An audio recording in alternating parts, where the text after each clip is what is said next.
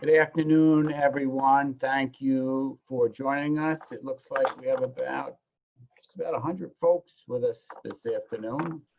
Welcome to our parent meeting for our secondary students. I am joined here today with our secondary principals, Mr. Hogan and Dr. Colson.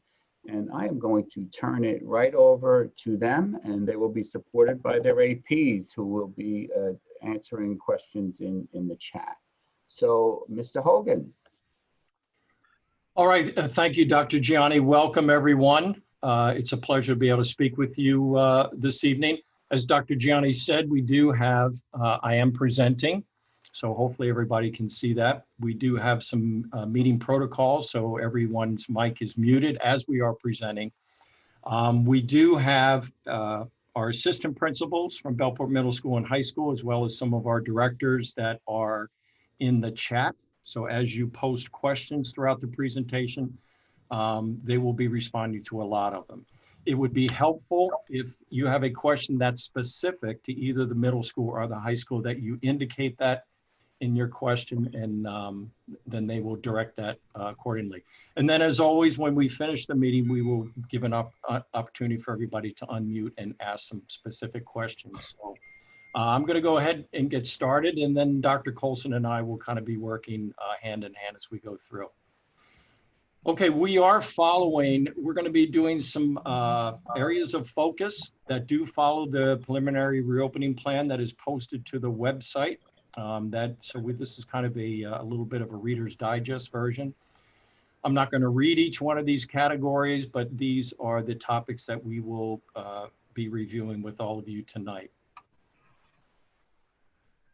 Okay, so I'm going to go ahead and get started with the communication and plan development for reopening of schools.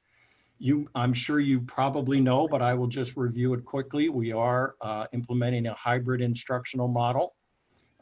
We have one group of students, our group MT, that's our Monday, Tuesday students.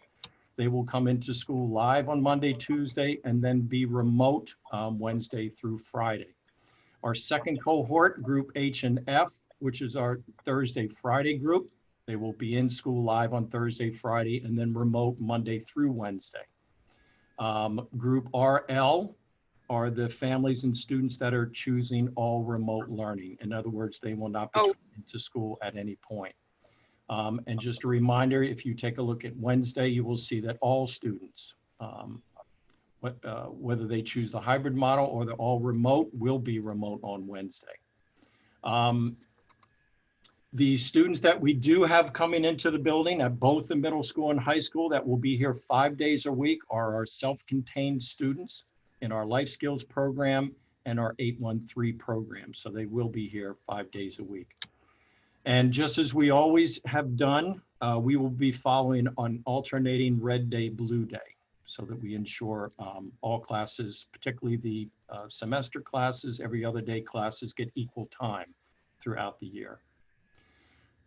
Okay, this next little box here is related to Boces. I will go through that quickly because clearly that only pertains to Bellport High School, but I know there's been a lot of questions related to that.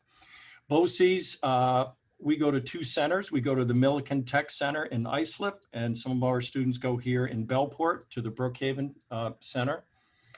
Boces will be operating 5 days a week. They were bringing all students back Monday through Friday. At the high school this year, which I'm quite proud of, we have more students than ever participating in our Boces program. We have about 110, and believe it or not, it is split equally 55 and 55. The morning program is our seniors in the building, and the afternoon program are our juniors.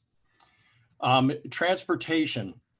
Ms. Costa at Central Office have been working very closely with Town Bus to ensure that we have all the busing needs for our Boces students.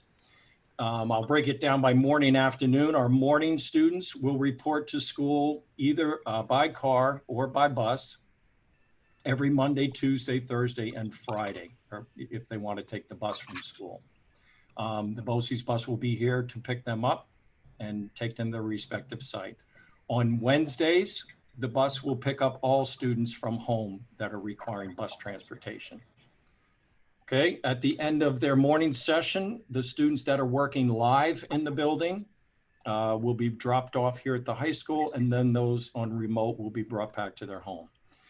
PM will be picked up at school on their respective cohort live days. So they'll be picked up here around 11 o'clock. They're taken to Boces site, and then all students will be driven home from there. In terms of historically, we have always required students to come to the high school and take our transportation to and from Boces. Because of the unique circumstances that we are in, Boces is going to allow some students to drive, as are we. At the Bixhorn Center for Bellport, they should be mailing out all parking pass applications to students. You should be receiving that in the mail. And Milliken in Islip is going to do something a little bit different. They will, on the first day of school, they will allow their students to apply for a parking pass, and then the students will have to wait until that final parking pass permit is given to them to drive. In short, if a student is driving from school to Boces, the parent must supply a note clearing them that they are accepting that is acceptable to them. So if any student is working live here in the building at any point and then is going to Boces, drive to Boces, we are going to need a note. On the other hand, any student that is coming from a remote setting, in other words, and they're not coming to the building, they can simply drive to Boces on their own. I hope that clears up a little bit of our Boces program. District household cohort list, you are probably familiar with. We do have households with students with multiple last names. So we want to make sure that they are all going to the same cohort. As you probably know, our two cohorts are A through K. They're organized alphabetically, and L through Z. So we took a look if all the students in the household fell within one cohort, obviously they remain there. If a majority of the students, say 2 out of 3, fell within one cohort, that's where they were replaced. And if there was an equal division of students, let's say 2 and 2, the principals met actually multiple times to determine which cohort they would be placed in. That affected about 55 students at the high school and about 31 students at the middle school. And all parents should have been notified from their respective buildings as to if there was a cohort change. Okay, students returning from remote learning to the hybrid model.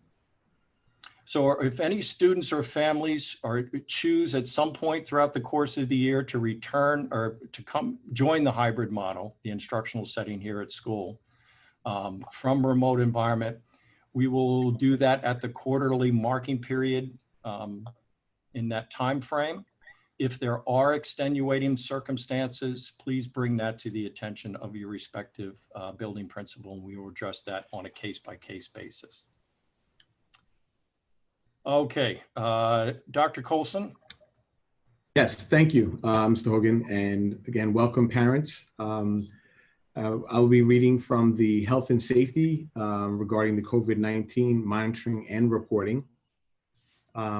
Families will be expected to monitor their children for symptoms of COVID-19. Faculty and staff will self-monitor and complete a COVID-19 screening questionnaire before leaving for work each day. Essential visitors will complete a COVID-19 screening questionnaire before entering any building. The COVID-19 screening questionnaire consists of 4 questions. The first one, do you currently have a temperature greater than 100 degrees? Second, do you have a cough or shortness of breath that began within the past 14 days? Third, in the past 14 days, have you gotten a positive result from a COVID-19 test that tested saliva or used a nose or throat swab, not a blood test? And the fourth question, in the past 14 days, have you been in close contact within 6 feet for at least 10 minutes with anyone who either tested positive for COVID-19, not a blood test, or developed symptoms of COVID-19, a fever, cough, or shortness of breath? If a visitor responds positively to one or more items within a screening questionnaire, or has a temperature of greater than 100 degrees, they will be denied access to the building. The health checks and the screening is the next section. All students, faculty, and staff will have their temperature screened upon arrival to school. Students will be monitored by an adult, either an administrator, nurse, health aide, other staff. Teachers will be expected to temperature check themselves upon arrival to school. The buildings will be outfitted with 6 to 10 standalone hands-free units for temperature screening only. There'll be one temperature screener located at every entry point in the mornings, and there'll be one that'll be maintained in the main lobby for the following individuals.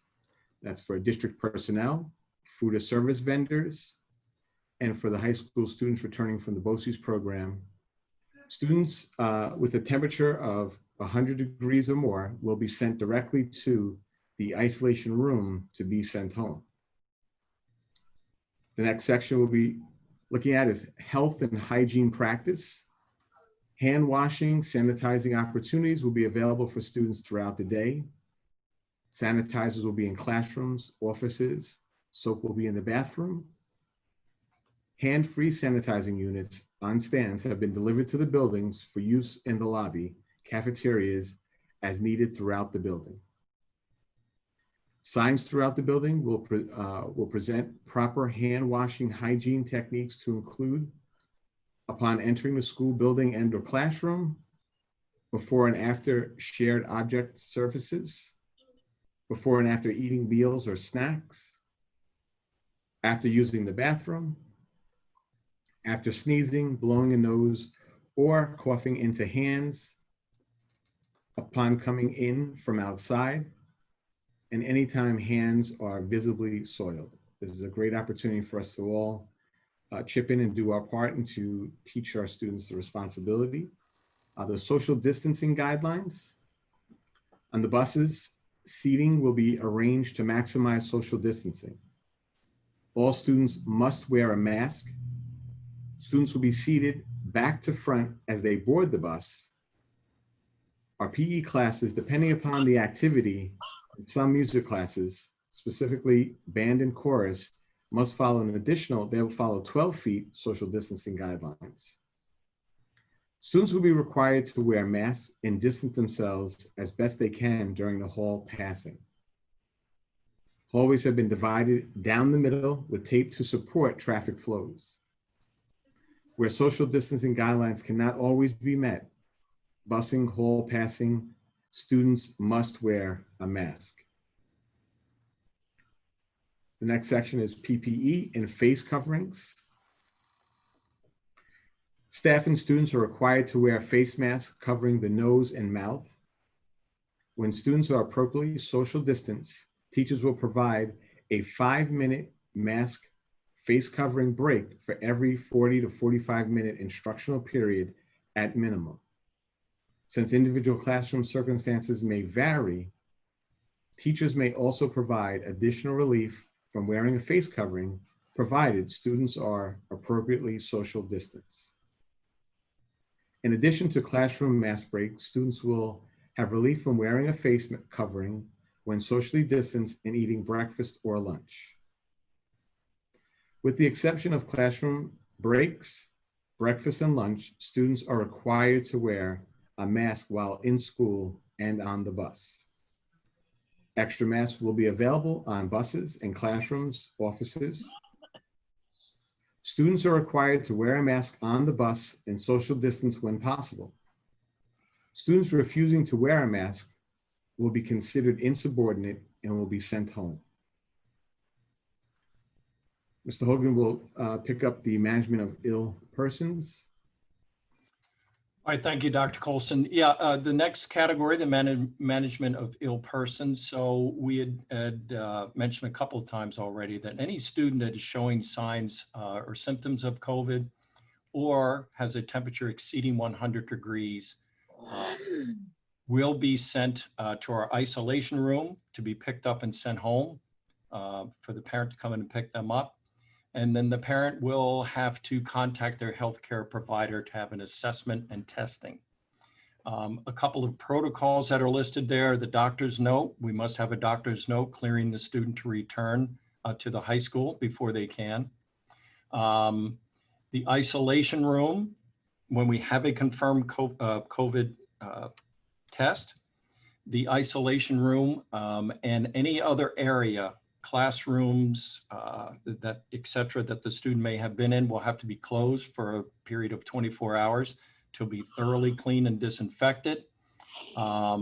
Administration will be notified of any positive COVID-19 test, and also the Department of Health will be notified. And we do have a COVID, I'll call it a hotline for better, lack of a better term. It's a 311 where we can connect directly with the Department of Health. And then they will give us specific guidance how to deal with that particular case. We'll talk a little more about that in just a minute. Cleaning and disinfection protocols I know are very important to everybody as they are to us. Please know that every classroom and every office space will have what we're going to call a PPE bin of supplies. And in that bin will be backup and extra hand sanitizers should the dispensers in the room run out. Mask, gloves. We do have gloves certainly to start the school year. There is, as you can imagine, a national shortage. So, but we are prepared for the opening of school. Disinfectant spray, paper towels, tissues, shields will be available to any faculty and staff member who chooses to wear one. We'll also have an extra shield or two in those bins. And then there will be a replenishment form. So as things are used throughout the day and we need to replenish them, we can, a teacher can simply make a note for the custodian to address that at night. Our custodial staff will be utilizing a daily checklist and inspecting assigned areas. So they will be doing frequent cleaning throughout the course of the day. Cleaning desktops, tabletops, light switches, doorknobs, countertops, keyboards from the computer, handrails, and obviously bathrooms. So they'll be moving throughout the building all day long. We are both at the middle school and high school using desks in the cafeteria as opposed to our cafeteria tables. They did not lend themselves particularly well to ensure social distancing, so we have replaced them with desks. They will be cleaned between each lunch period. That looks a little bit different at the middle school and high school in terms of the number of lunch periods, but we will address that in just a short period of time. They will be logging all of their information. And then, as you know, Wednesday is an all remote day. So they will be doing some extended cleaning and sanitization to include our bathrooms, our cafeterias, our kitchens, and so on. They also have a sprayer disinfecting device that we'll use between the change of cohorts.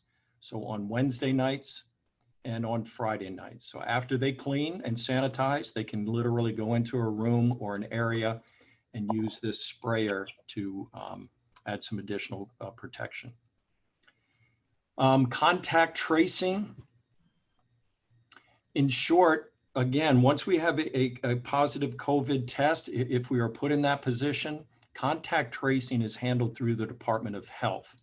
What we do in our schools is we will support that contact tracing by maintaining, obviously, our attendance records, maintaining our student schedules, knowing if a student is took the bus into school or if they were dropped off by a car.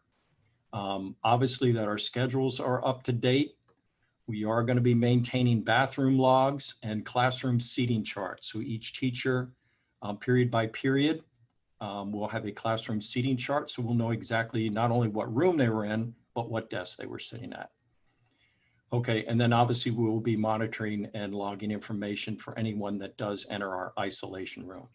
So a little more specific information about those areas.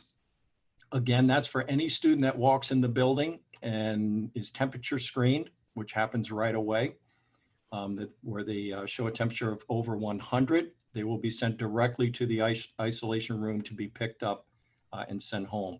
And please know that there will be a second temperature check once they get into that room, just to confirm that temperature. At the high school, we are going to be using our auditorium stage area. We have it blocked off with some stage reflectors, so it's all hard surface areas in there. We have put some of our round cafeteria tables in there at a socially distant manner, and we will have 1 student per table. The room will be staffed by a responder. That responder will be wearing a mask, face shield, and gloves, and they will be logging through a Google Sheet, not only the date, the time, and who the student is, and then how long they were in there. We do have a backup room, room 108, that will serve as an isolation room if we need it. The middle school, their isolation room is connected directly to the nurse's office. Thank you, Ms. Hogan. And facilities, as far as we have an overflow isolation room as well. The classroom and instructional spaces, as well as the lockers, all classrooms have already been assessed and measured to identify the maximum number of desks per classroom. And that's roughly a range of 10 to as high as about 16 desks within there. As far as the classroom desks, were arranged 6 feet apart from front to back and side to side. We're still in the process of completing that, completing the rooms. All desks are facing in one direction, and every instructional classroom location is socially distant with the 6 feet instructional teacher space. We're also asking, as Ms. Hogan had mentioned, that we're asking teachers to create seating charts so that this way they'll be able to help us in the event that if we do need to trace, and also just seating charts are also helpful within the instruction. As far as lockers this year, there'll be no lockers that will be assigned or used by students. As far as in the hallways or students changing for phys ed, in the gym lockers, as far as in up at the high school with the art lockers are not being utilized as well. Also with the teaching and learning, the daily schedule, I guess we'll start with the high school. Sure, I'll go ahead and jump in there. So we obviously have a 9-period day at both Bellport Middle School and high school. We have created a schedule, a 9-period schedule. It's a little different than it may have looked in the past, simply because we're putting homeroom at the start of the day. But it is a schedule that allows us, just like the rest of our plan, to pivot to any instructional setting at any point. So whether we have, hopefully someday before the year is out, all students in the building, or we are hybrid like we will start the year, or if we end up in an all remote setting. So I'm going to just scroll down quickly and show you the what the high school schedule and middle school schedule would look like. So you can see the high school schedule. We have a very early day. We start at 7:15 in the morning. That was traditionally our period 1. We have moved that and made that now our homeroom period, and we added an additional 10 minutes onto that. So that'll be 7:15 to 7:30. In order to get that extra time, we have taken 1 minute off of every period. So instead of a 40-minute period, we will be having 39-minute periods, and we will retain our 4-minute hall passing. So you can see right there, homeroom is 15, periods are 39, and hall passing is 4. Okay, Dr. Colson? Yes, and at the middle school, just again to make the scheduling easier for families and parents, that we, again, same thing, that where we wanted to create that 15-minute homeroom opportunity for students, as also for our check-in process. And there was also a reduction of 1 minute from each period, having each period 39 minutes, and still maintaining the 4-minute passing period. So this way we would be able to basically have the same schedule with the secondary model. Okay, if you bear with me 1 second, I'm just going to scroll back up. Okay, outside instructional spaces. So we've been fortunate. We are going to create some outside instructional spaces, obviously weather permitting. At the high school, we have our senior courtyard, which is right near the front of the, or right in the front of the building. We have our atrium, and then we also have our veterans courtyard, which is in the back, in between our art wing and our PE wing. Teachers will be able to sign up for an outside instructional space through a Google form on a weekly basis. And then as we monitor that list, there will be folding student desks will be put outside in a socially distant setup to accommodate those outside classes. Extracurricular activities, at least to start the year, there will be no after school. So in my case, at the end of the school day at 2 o'clock, 1:53, everybody should be getting on buses to go home. However, we have approved all of our club and activity advisors, et cetera. So they will be starting within the first couple of weeks or so in a virtual environment. And then as things, if things go well, we can start to do what I'll call a soft rollout, where we could bring back extra help after school. We could bring back some of our clubs. Sports is looking, I think it's September the 23rd. Sports was postponed to start until September 23rd. I believe the governor is going to make a final decision on that next week sometime. We have a credit recovery program at the high school from 2 to 4. Hopefully we could bring that back. And as I mentioned, extra help, but not to start the school year. And special education, the school reopening plan ensured to access to necessary accommodations, modifications, supplementary aids and services, and technology, including assistive technology, to meet the unique disability-related needs of students. All of our 504s and CSEs will be done remotely, either via Google Meet or Zoom. Only the Life Skills 813 program students will be in school every day for 5 days a week. Students at the secondary level in the 15-1 special classes, AE, inclusion, and resource rooms will follow the same hybrid model that the Gen Ed students, including the Wednesdays. Related services, school counseling, speech, etc., will be scheduled and prioritized during the students' in-person days and or virtually as circumstances dictate. And that's always monitored and will be reassessed throughout the year. Social and emotional well-being.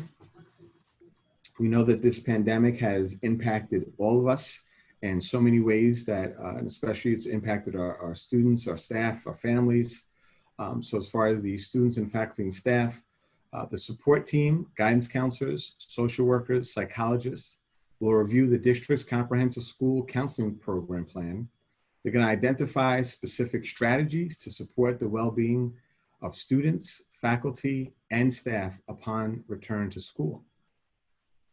A student social emotional well-being survey questionnaire will be available to all students, live or virtually, the first few weeks of school.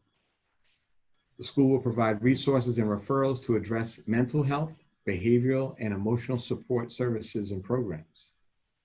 We're also going to be providing professional development opportunities for faculty and staff on how to talk and support students in a COVID-19 health emergency.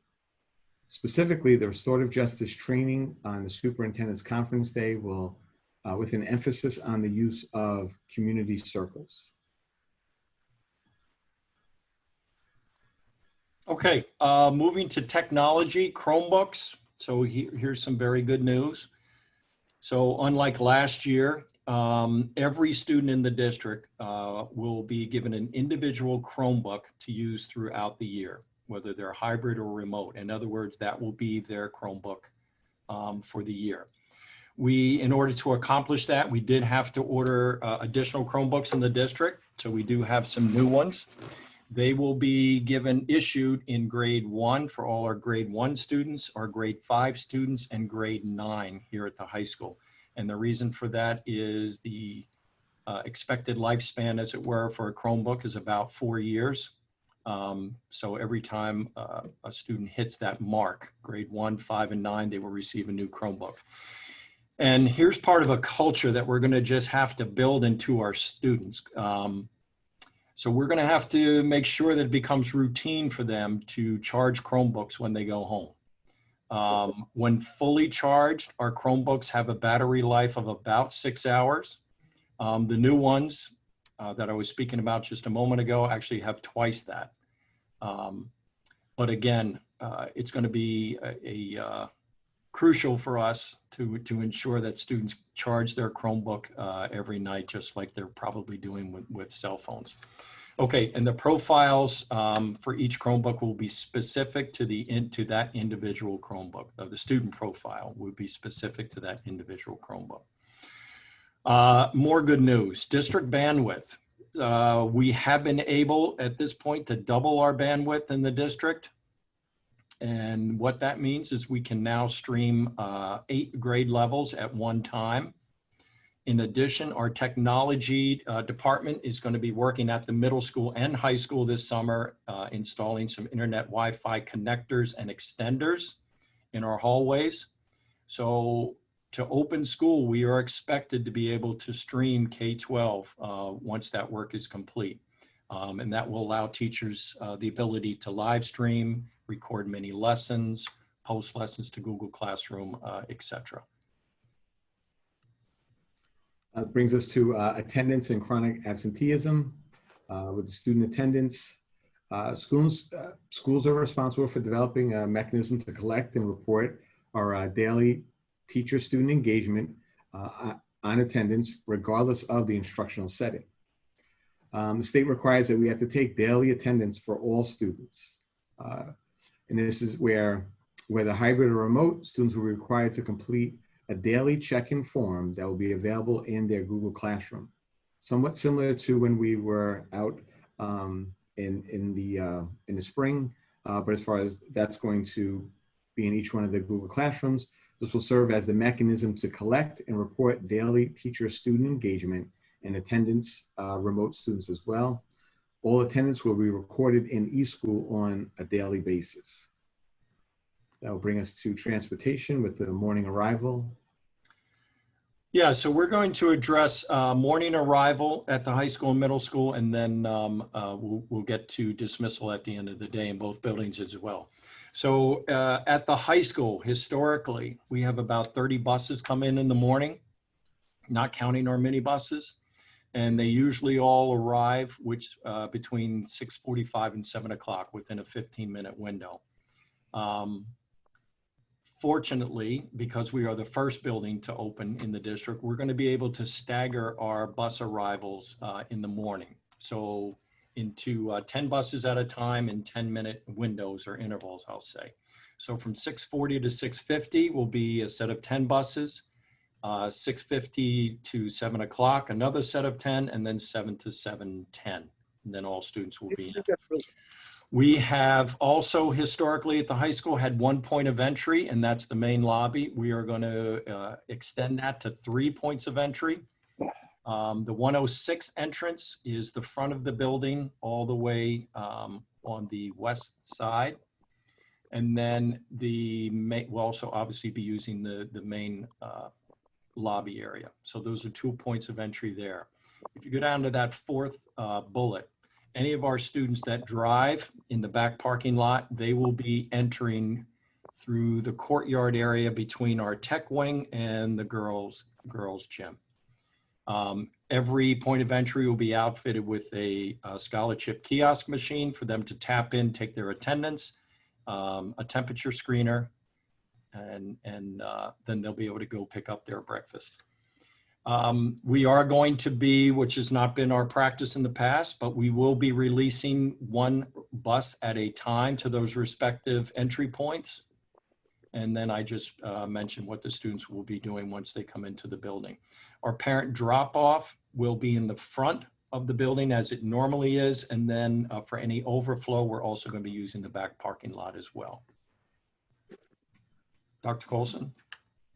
Sure, and over at the here at the middle school, we will be utilizing a little similar to where we will have our buses as they arrive. We'll be emptying out one bus at a time.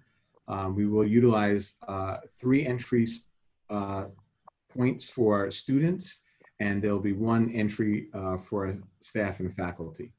So the multiple arrival locations, we have the west parking lot, which will be the auditorium entrance for all the large buses. Our mini buses will continue as they have in the past as far as drop off within the front of the building with the main entrance off of Kramer Street. And then our parent drop off will be in the east parking lot. We want to be able to utilize that North Street a little further down, so that this way we will be able to accommodate and have an orderly drop off in the morning. We're also going to provide the same procedures where students will tap in, have a temperature check, and then those students that need to pick up breakfast will be able to pick up breakfast in a grab and go and report to their first period class. Okay, and then afternoon dismissal at the high school. So we will be dismissing by floor. We're going to start with our first floor from the front of the building, which we call our 100 wing, all the way down to the back of the building, 160. Then we will be doing, once that floor is clear, we will be releasing the second floor in similar fashion. And then we will be releasing our art wing, which is down in the basement, and then the PE tech wing. Students will be going out the side of the building and walking to the front to pick up their buses, or if we have some foul weather, they will just come to the main lobby and exit the building from there. Okay, and we normally have 3 late bus intervals. One's at 2:30 following extra help. We have another one at 3:15 for some clubs and activities that extend a little bit longer during the day. And then we have a 4 o'clock bus dismissal for our credit recovery, but that is specific to our credit recovery program. As there will be no after school activities to start the year, we do expect every student to be leaving at 2 o'clock. I am going to hold 1 or 2 2:30 late buses just in case, as a precautionary measure, should somebody get stuck, as it were, here in the building. But there will be no 3:15 late buses and no 4 o'clock buses to start the year. And the dismissal at the middle school is similar, where we will be utilizing floor dismissal as well to assist with the social distancing as having an orderly dismissal, alternating between first and second floor, depending upon the days, but utilizing the adults in the building, administrators, responders, to release the classroom so that the students will be able to social distance out of the building. All students will be required to leave the building at the end of the day. And at the same point, we will be utilizing a 3:30 late bus just as a precautionary measure as well. And that there will be no 5 o'clock bus, which was traditionally for our athletes. So we won't have that until we hear further guidance from the governor, or further guidance actually from Section 11 regarding the sports. Okay, and then moving to our breakfast and lunch program at the high school. As I had mentioned, all of our cafeterias have been outfitted with a student desk. So any student that wants a breakfast in the morning will go into what we call our commons, east and west commons. That's our cafeterias. Take a seat, and then each row will be dismissed one at a time so they can pick up their meal, enter their Whitson's PIN number, and then they'll go report directly to their period 1 class. There will be no eating, however, in the cafeterias at that point. The breakfast will be held in the classroom. And breakfast will be a little similar to the high school in that students will be eating breakfast within class. And as far as the pickup, the 6th graders will be going over to the East cafeteria, and the 7th and 8th graders will go to the West cafeteria for a grab and go breakfast, and then report to their first period class as well. So this way we can social distance out the building and provide an orderly fashion for our students to get to that first period class. Okay, and then lunch. Believe it or not, the high school has 6 lunch periods a day, periods 3 through 8. We have 2 cafeterias, one's east, and that's for our juniors and seniors, and then the west cafeteria is for our freshmen and sophomores. Again, we talked about the individual desk to better maintain our social distancing, but students will come into the commons during their lunch period. They will have a seat, and again, they will be released by row to go pick up their meal, return to their desk, and eat their lunch. And at the middle school, as I mentioned earlier, that the bench style tables were removed, that we're utilizing the student desks. We have lunch periods 5 through 7, grade level lunches, and students will be either in the east or the west cafeteria. That way they'll be able to go to their respective cafeteria, pick up their lunch, and have lunch within their respective cafeteria during their grade level lunch period. Okay, and then we're going to finish up before we take some questions, just some miscellaneous items. You are probably aware of the parent surveys that are on the district website. If you are not, there are 2 surveys available. One is to select remote learning. That's for parents choosing an all remote learning option. So we need that data so we can plan accordingly. And then the other is our transportation survey, transportation preference. And that's for students planning to drive their child to school instead of taking a bus. Those surveys are due by tomorrow, the 21st. Digital communication, historically, I'm sure I'll say welcome those huge back to school folders that you get, envelopes that you get every year, hard copies. We will not be doing that this year. We will be posting all of the back to school information through our respective websites. And that will be done on Wednesday, August 26th, next week. And then also all of our student schedules will be posted to the portal on the same day. So students will know exactly what their schedule looks like. And then finally, just a couple of comments about schedule changes. So as a reminder, there were multiple opportunities last year for students to not only make their course selections, but to alter them if they felt that's what they wanted to do. But as a reminder, schedule changes will only be considered for the following reasons.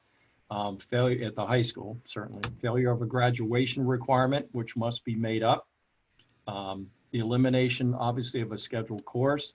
So if a course was running and then had to be closed because of lack of enrollment, obviously that wouldn't apply. And then what we call level changes. So if that is a student moving from an AP class to an honors class in the same subject area, or an honors to a Regents class, so they can level down. That's the terminology we use. And then if a student does have a study hall, they're certainly welcome to replace that study hall with an academic or an elective class. And then at the Bellport Middle School and high school, it's important to note that schedule changes will not be considered for the following this year. Number 1, to accommodate a teacher change request, to change the timing or the scheduling period of that course when you have that period, to accommodate a different lunch period, for students to be with their friends or certain peers that they would prefer to be with, or a change in any elective courses that students had selected. Please keep in mind that all of our classrooms and our socially distant protocols have been put in place based on our current course enrollments. So that would have, an impact if changes like that were made. Okay, and that is the end of our presentation. So we are certainly welcome to, I hope everybody got some questions answered in the chat. I'm sure you did. I haven't been able to monitor it, but if anybody would like to unmute and ask some questions, we will do our best to answer. How about orientation for 6th graders? Is that gonna be virtual? Yes, we're going to post the presentation to the website.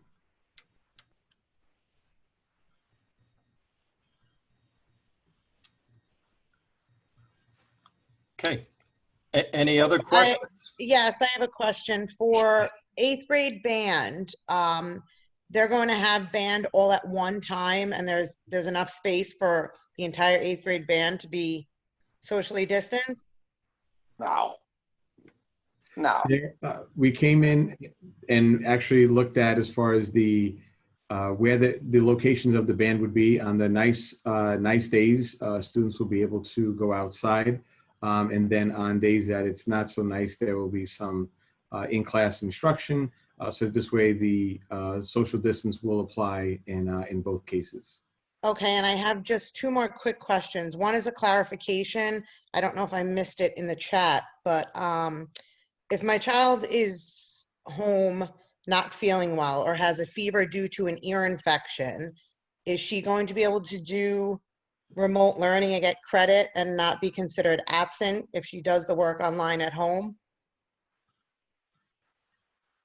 Yes, yes. So obviously, if there's ever a situation where a student who wants to work live cannot be in school because they are not feeling well, whatever the case might be, certainly they'll just convert right to the remote learning model.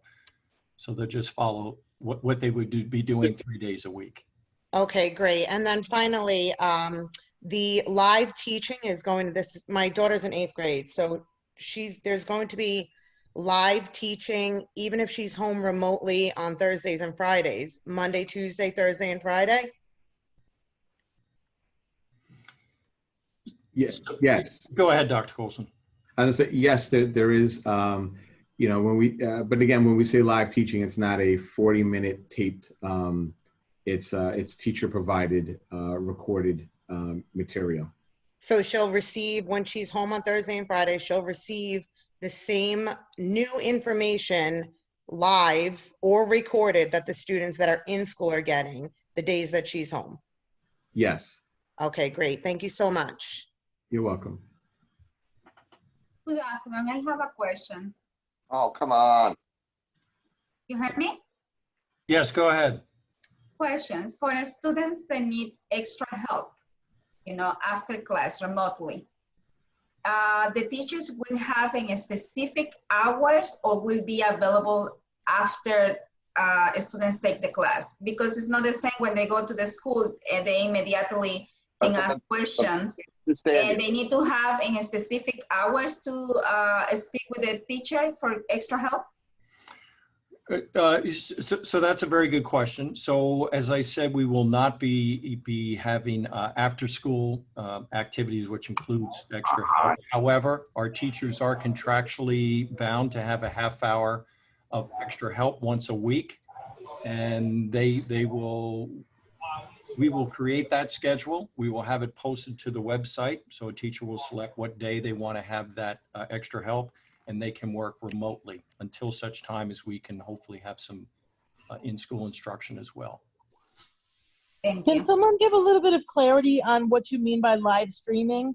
One chat said there will be live streaming as in we'll see the teachers and the classrooms live, and it just sounded like they're going to be recorded lessons. So what will that live streaming actually look like?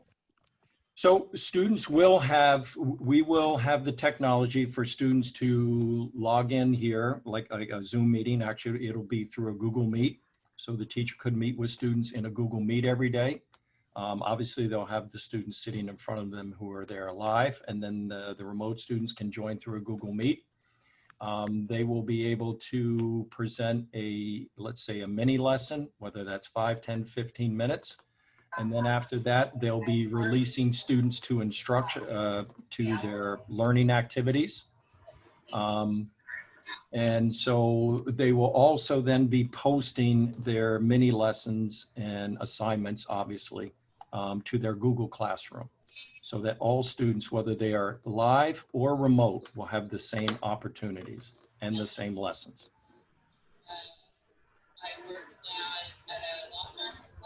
I have a question. Since that I would like to know if the students will be allowed to bring their own water to the school.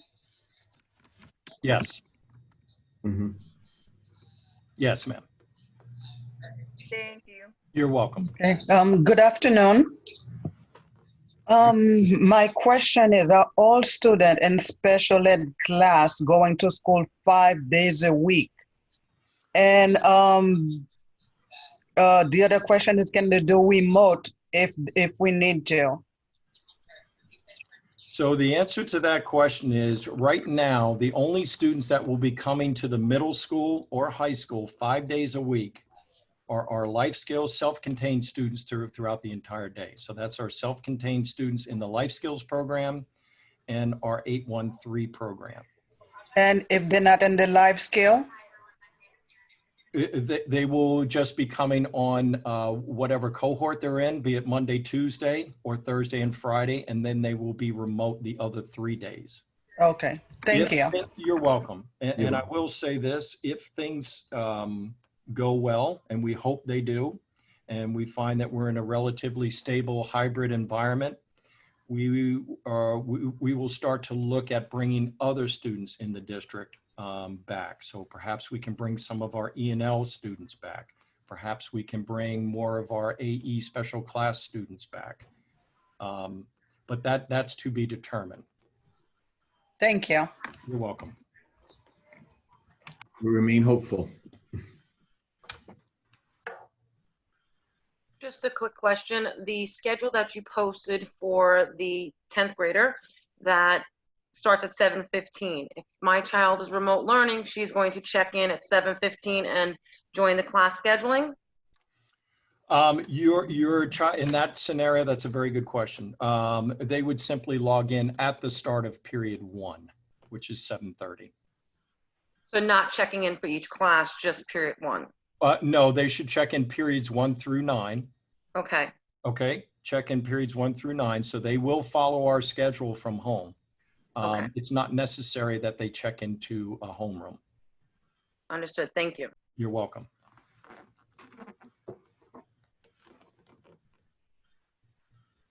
Does that Any also other- apply? Hi.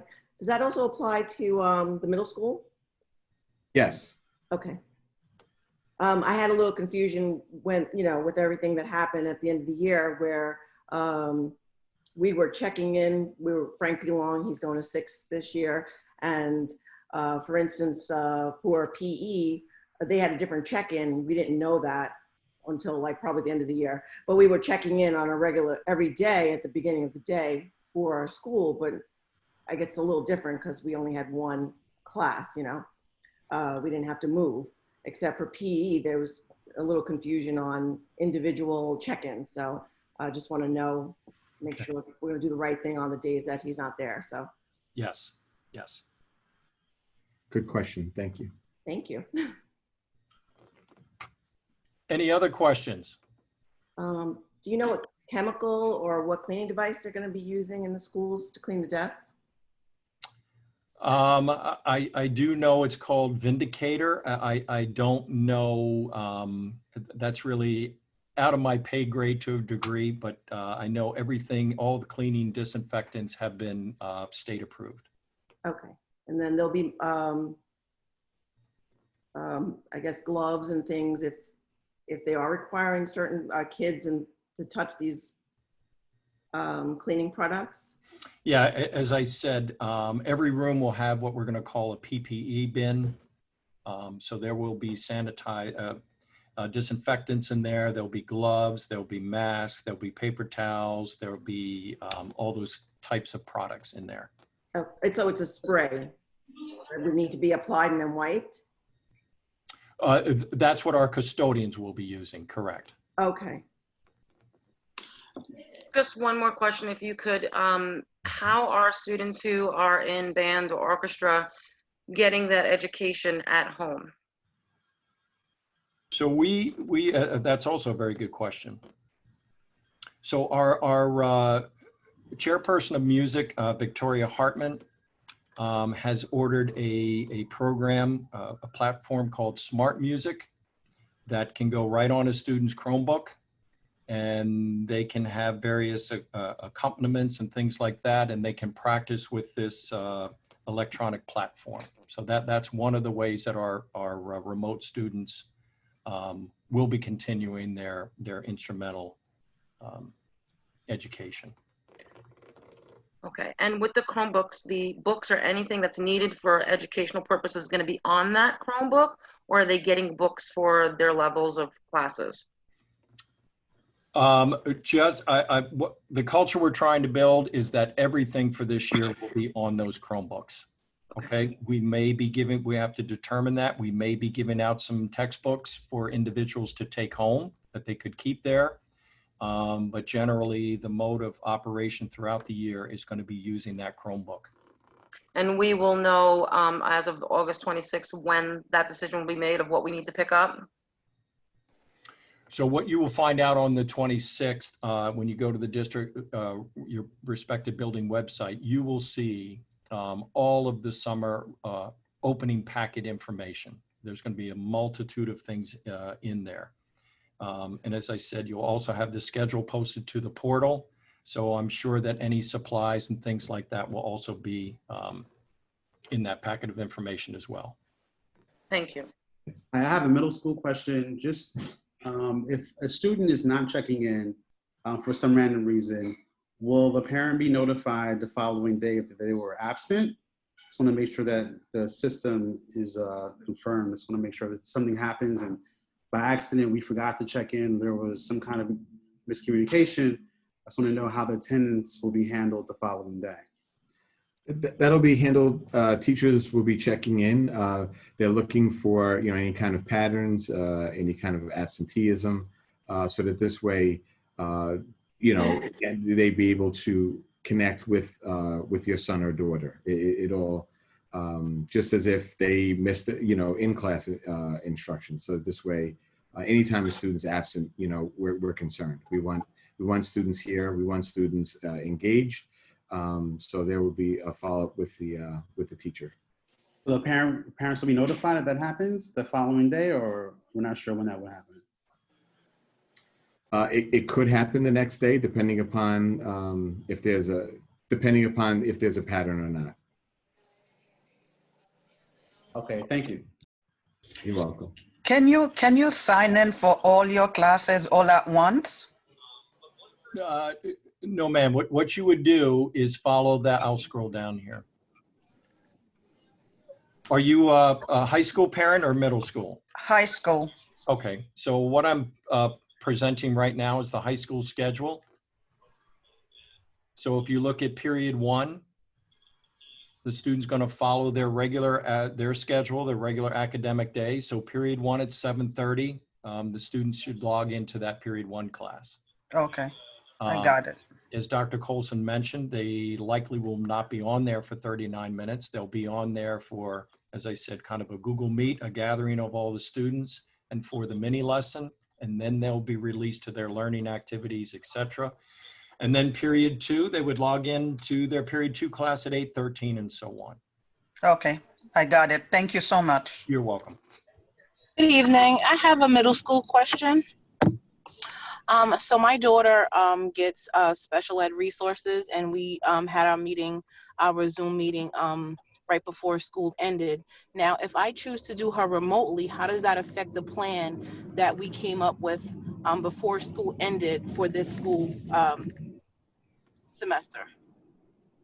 Those plans would be met with the teacher team, and they would be carried out as far as the accommodations that was discussed, and that's actually a very specific, so that's something that would apply to that teaching team, and we would work together to make sure that happens. Okay, thank you. You're welcome. I have a question regarding Google Guardian. It was mentioned in the chat.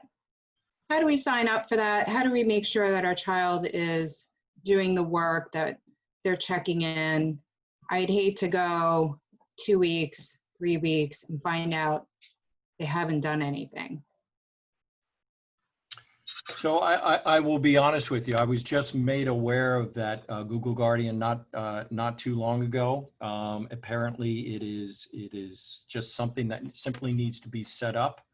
And I believe, I don't want to misspeak, but I believe what it does is notify a parent if assignment has not been completed. So we have discussed that in some of our reopening committees, and I'm pretty confident that that will be something we can accomplish to start the school year. Will there be links automatically sent out? Do we have to request them?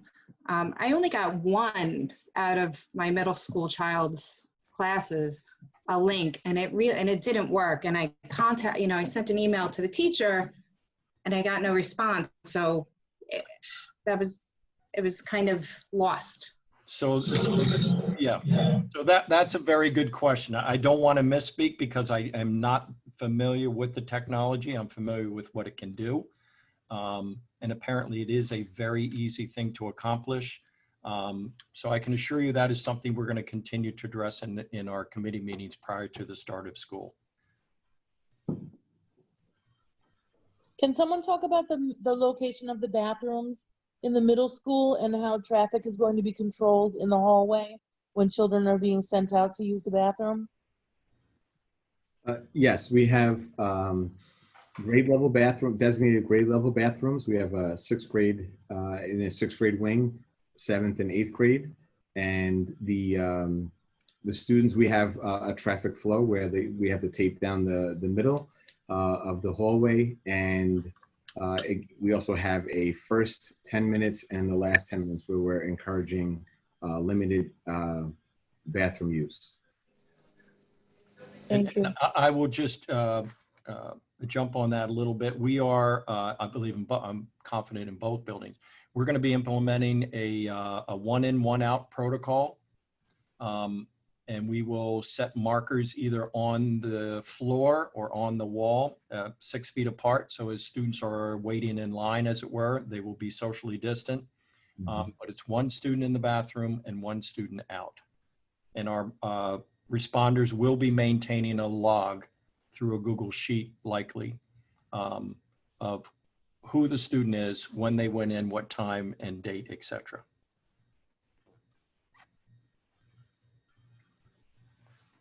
I have another question. If a teacher does get sick with COVID and is not able to teach, who's going to slip in?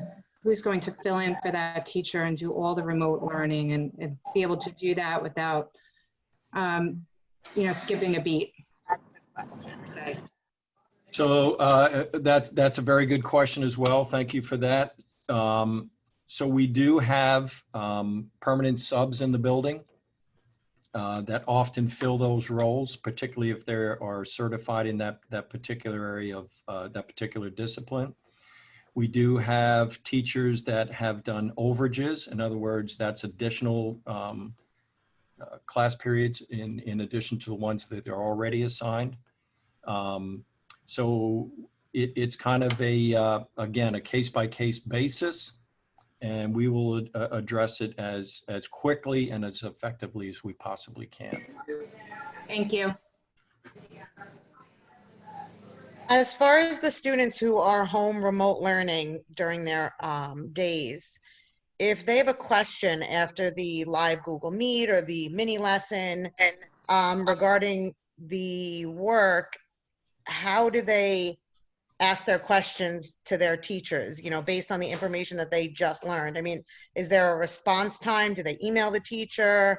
Because obviously it's not going to be like it was in the spring, and this is each day there's going to be, for the kids at home, new information, waiting on an answer for a question, for a long period of time. Like, how is that going to be addressed? So again, our students will have the ability to connect with the teacher every day, Monday, Tuesday, Thursday, Friday.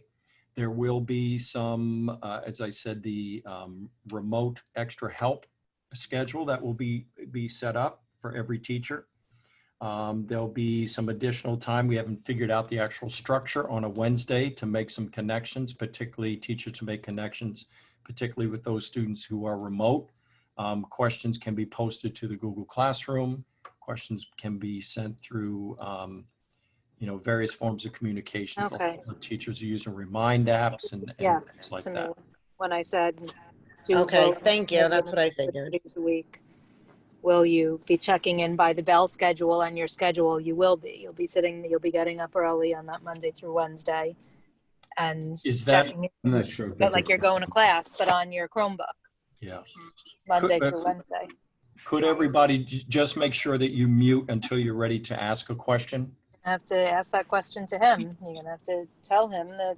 Oh well, aren't the kids are gonna be at Kel's, aren't they? All right. I do have a question. Yes, ma'am. In the So, fall, gonna send them off. so I was wondering, the Okay. comment was made that the students can actually log on during their class time or later in the day to watch the recorded version of the lesson. So I'm a bit confused as to now they're expected to log in following their schedule during the day. However, I have childcare in place where my son will not be using his Chromebook during those hours. He was going to be using it with me when I got home from my job. So now he's expected to be going on during his regular schedule on Monday, Tuesday, Wednesday, even though I was under the impression he would be able to go on later in the day. I'm just. Well, go ahead, Dr. Colson. As I say, you're correct. He can go on later on in the day, and this way, that's the schedule permits that, so that you can have that time to be able to plan out for exactly as you're saying, that if there are childcare concerns or childcare situations that make it unique. Will that be quicker or just get you home? I'm sorry, this is when they scheduled this meeting for. Okay, ladies and gentlemen, any other questions?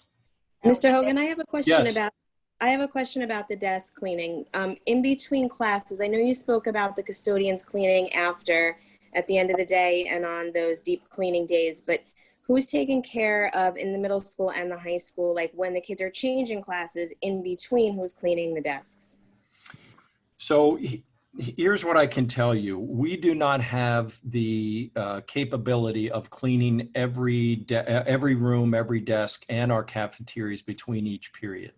We clearly will do that for all of our lunch periods. That is a given. Is anyone on Wendy's or just Our custodians will be moving throughout the building all day long. And one of the things that they will be doing is going into empty trash cans, but particularly after the morning breakfast.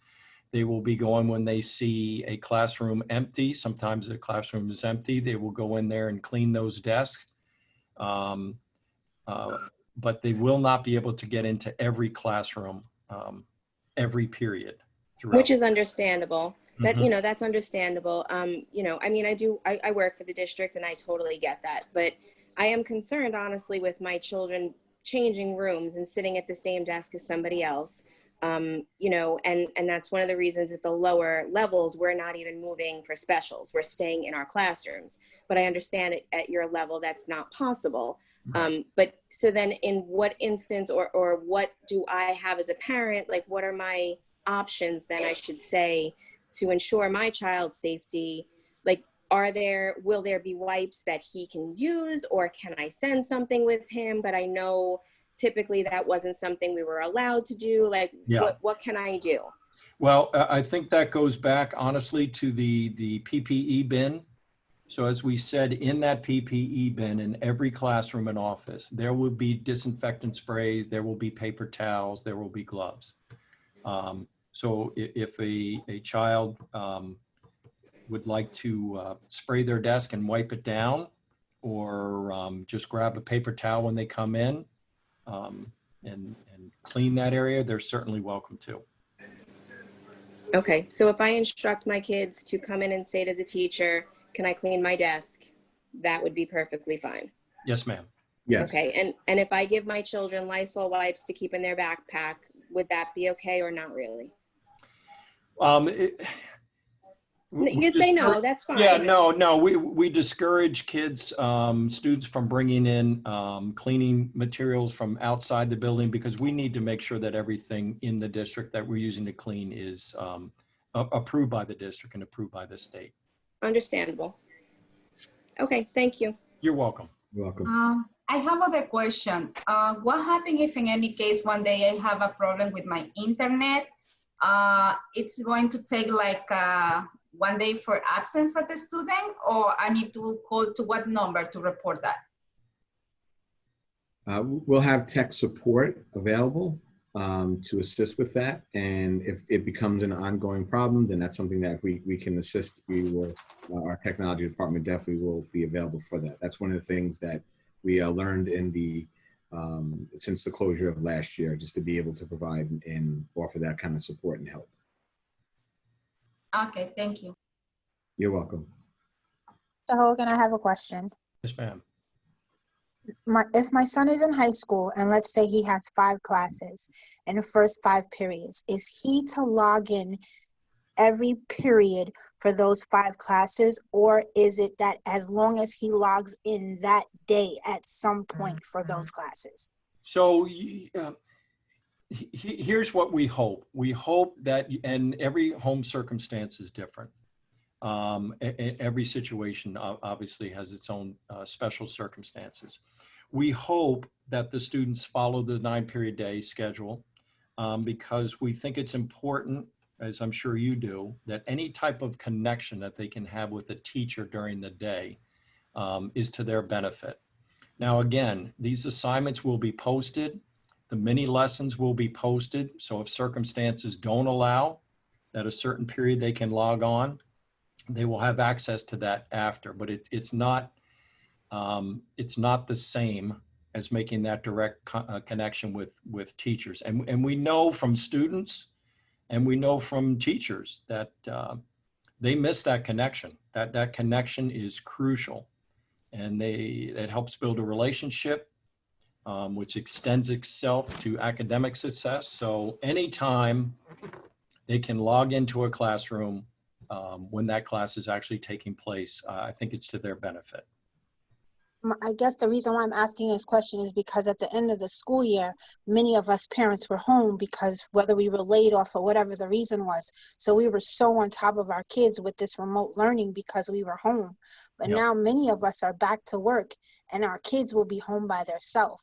So will they be held as accountable? Because me being home and saying, you got your work done, you're on top of it is completely different from mommy at home. And I didn't log in today, but I logged in an hour later than when I was supposed to. So are they being held as accountable? Because it's a lot of responsibility for these children who are home now without a parent who has to get back to work compared to a child who may have a parent that's home. The accountability that they're being held to is kind of hard if a parent is not there. Yep. So that's an excellent point. Listen, again, every household, every family has a different set of circumstances. Part of the reason that we're doing the hybrid model is not only to meet the health and safety requirements and social distancing requirements, but to also provide those families that can do it and are comfortable doing it, live instruction with teachers. Those that need to be all remote can make that choice. That would be a family choice. And listen, particularly at the high school, I'll speak for the high school. I'm sure you know as parents, the high school students get up late and they go to bed very late. So we did learn last year that a lot of our students were working very late at night. They were successful, but they were working late at night and they were not up at 7:15, 7:30 in the morning. I understand that's a very early time. But again, I think my recommendation would be whenever they can follow that schedule and log in to the classroom with the teacher, that'll be to their benefit. If they can't do that, whether it be a certain period or throughout the day, those lessons will be available to all of the students.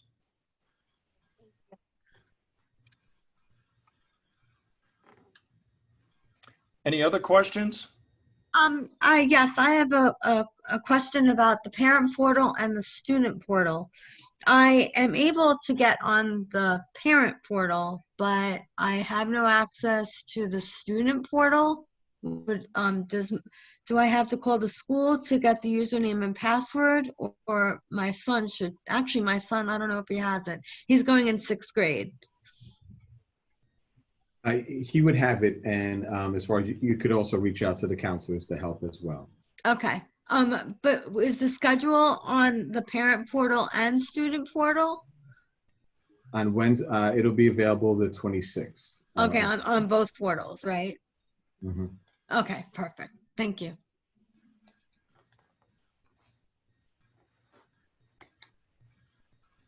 Okay. All right, last chance, last call. Any other questions? All right, ladies and gentlemen, I want to thank you for joining Dr. Colson and I today, and Dr. Gianni. I appreciate everybody's patience. We are certainly in a time like no other. This school year, last year was a school year like no other, and this will be another one. So the hybrid model is a new experience for all of us, but just as we did last year, I think if we are patient and we are communicating, right, we'll raise our level of communication as we are doing here this afternoon, that we will have a successful year. And circumstances are changing day to day. So we have to be very, very flexible as we navigate through this thing. But thank you all, and it was a pleasure. So please enjoy your weekend. And I just wanted to say thank you as well, and just that the plan is it's as successful as all of us come together and make it happen. As far as, and that's what really where we're experiencing success is any time that we can take a plan and work with it, follow it, and enhance it. And as Mr. Hogan was sharing, we will be making adjustments throughout the school year as we receive additional direction and from the governor, and just how things continue to roll out. But as far as, again, I just want to thank everyone as well. And we're going to have a successful school year. Thank you very much. You're welcome.